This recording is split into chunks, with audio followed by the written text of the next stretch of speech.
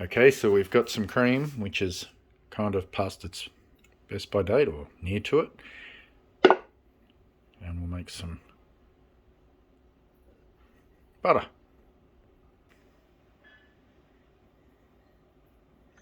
The more you put in, the longer it takes, obviously, but it does take 5 minutes or so. It's pretty quick.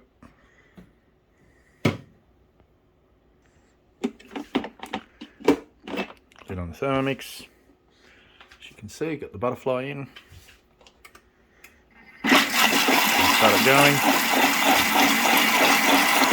I would strongly suggest putting the measuring cup in upside down. Mine's sort of broken, but still stops most of the splashing. So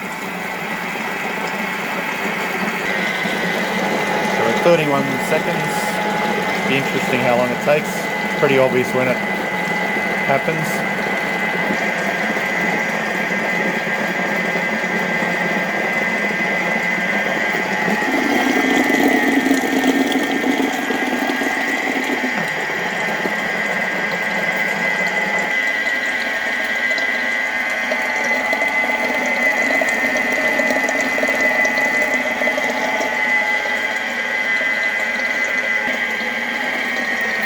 You can see it's starting to get very thick. You can do it on a high speed, but I don't really like to. Just don't want to. I've got a fair bit of cream in there. Don't want to risk the butterfly.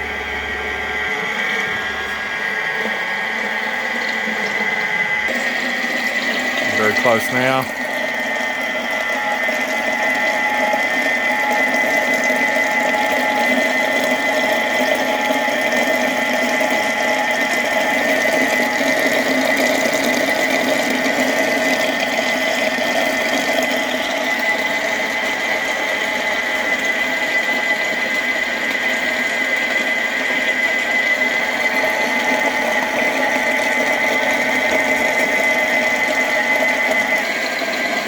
Still going. As I said, can take 5 minutes or longer.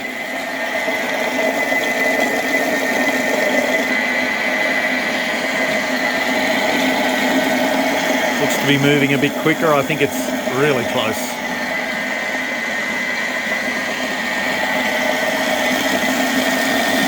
Yep, just about to happen. The magic.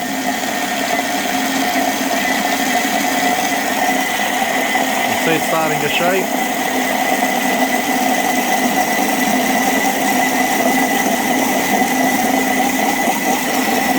We'll just put that back on.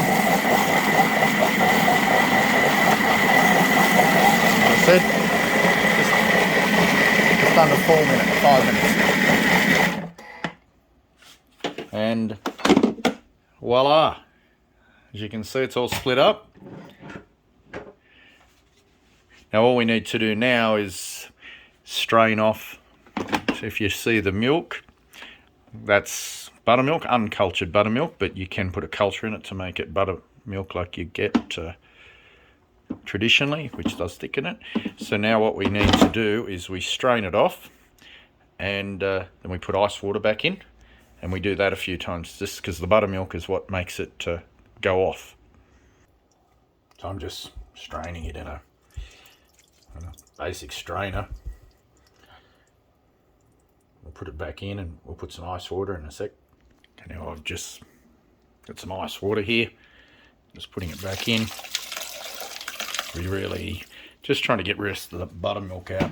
I don't save it because I've got no real purpose for it, but a lot of people do, and you can even save a bit of this.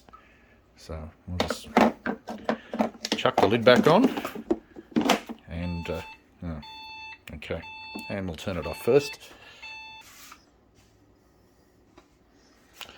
Don't really know why it did that, but my Thermomix has had a lot of wear, so I'm just running through on a bit lower temperature because the speed, because I don't really want everything going everywhere.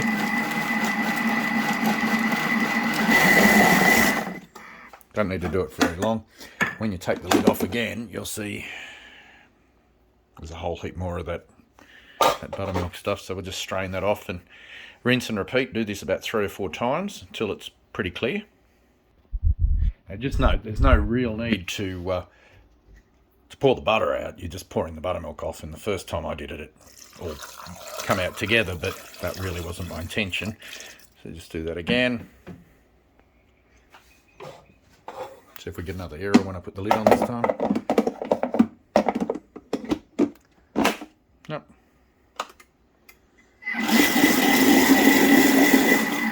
Okay.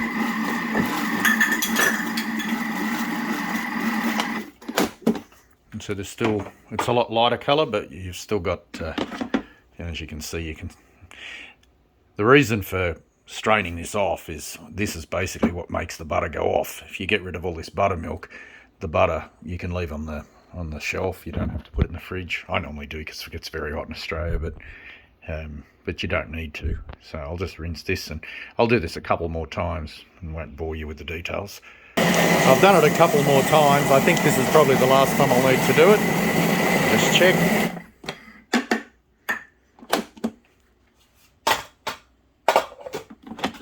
As you can see, very clear. There's still a little bit there, but to be honest, we're not going to go to make it perfect. Mine will probably end up in the fridge or freezer anyway, and there's no real concern. So we'll just strain that out.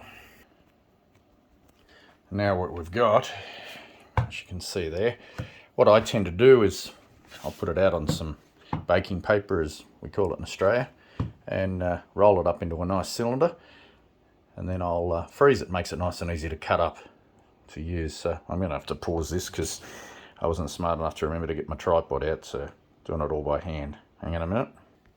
And just one further point here, as you can see, I've been massaging it into a bit of a cylinder shape, and I don't know if you can see it there, but see the water? There was no water when I started doing that, and it's just water that's in the butter. So as you massage it into a cylinder shape, you just keep draining that off. Just do it for a bit till you get a nice cylinder, and drain the water off. You don't want to freeze that. That makes no sense. So we'll just keep doing that for a minute or two. Okay, so after about 3 times of having to wash my hands while doing this, I thought I'll get the tripod out. What we're basically doing is still massaging it just to get rid of the rest of that water. The baking paper, I think the Yanks call it parchment paper. I think that's the same thing, but in Australia we call it baking paper.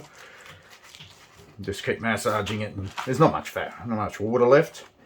We'll just drain a bit of that off, just excuse me. And as you see, we got a nice cylinder. Roll that in. Now I tend to just put some little cuts in with a nice sharp knife.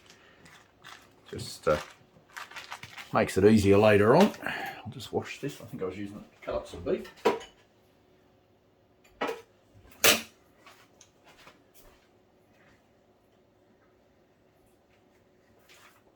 Okay, and we're not trying to really, they'll join together, but when you get out of the freezer and you want a piece, really easy. Of course, if you're not putting it in the freezer, there's no need to. Don't need to do this. But I do put it in the freezer. Now I'll just roll it up and we just twirl the ends. Yeah, there we go. All done. All sold. Hope you learned something from this. If you did, click subscribe. That'd be cool. Okay, thanks for your time.